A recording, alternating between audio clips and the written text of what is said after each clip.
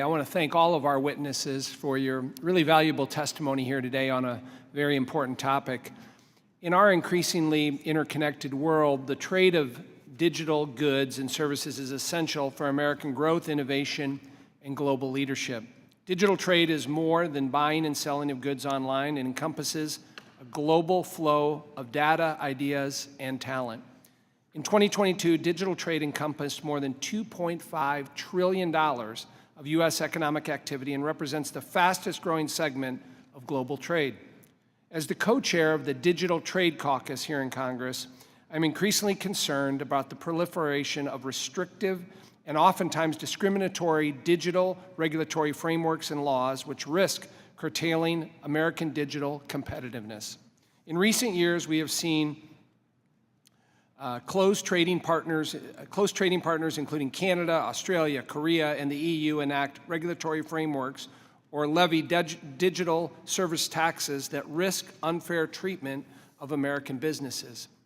While laws like the EU's Digital Marketing Act, the DMA, or Digital Services Act, DSA, are intended to create a fairer digital landscape and simulate domestic competition, in practice, they often discriminate against U.S. companies, posing challenges that stifle innovation and competition. I think it's also important to remember the U.S. leads the world in technology. We lead the world in digital competition.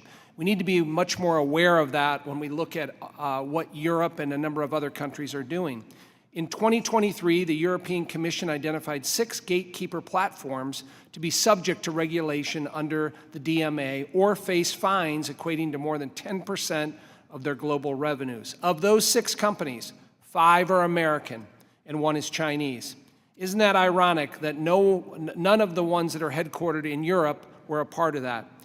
In my view, efforts to regulate these American companies can and will lead to a chilling effect, discouraging further U.S. investment in Europe. In fact, a newly released report from the European Commission on the future of EU competition notes that the complexity and risks associated with the EU's regulatory approach may undermine developments in emerging technologies like AI and quantum computing.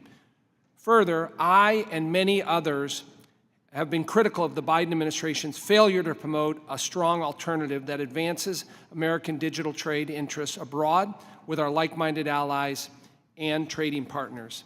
Instead, this administration continues to send mixed messages by walking back long-held bipartisan and really nonpartisan digital trade proposals as outlined by the WTO, pushing a narrative that encourages these discriminatory digital frameworks to flourish.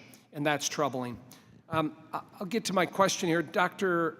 Atkinson, given the ongoing regulatory approach by the EU, is it possible to find common ground with our counterparts in Europe in terms of digital trade? If so, what tools should Congress consider to address these regulatory challenges?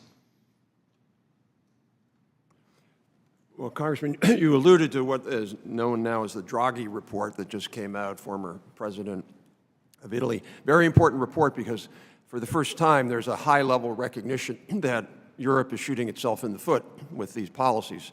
So whether that really changes or not, I don't know. I am very skeptical that we can get agreement or even close the gap with the Europeans absent being tough.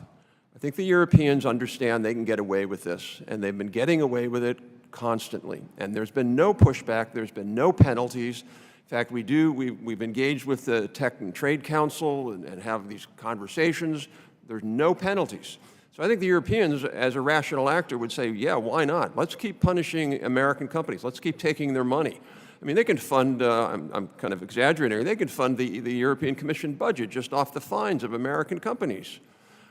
So I think the only way to do that is to say there will be consequences if you keep doing this. We could bring a 301 case, for example. We could penalize them on other areas. I lay that out in my testimony. So I think absent getting tough, they're just not going to respond.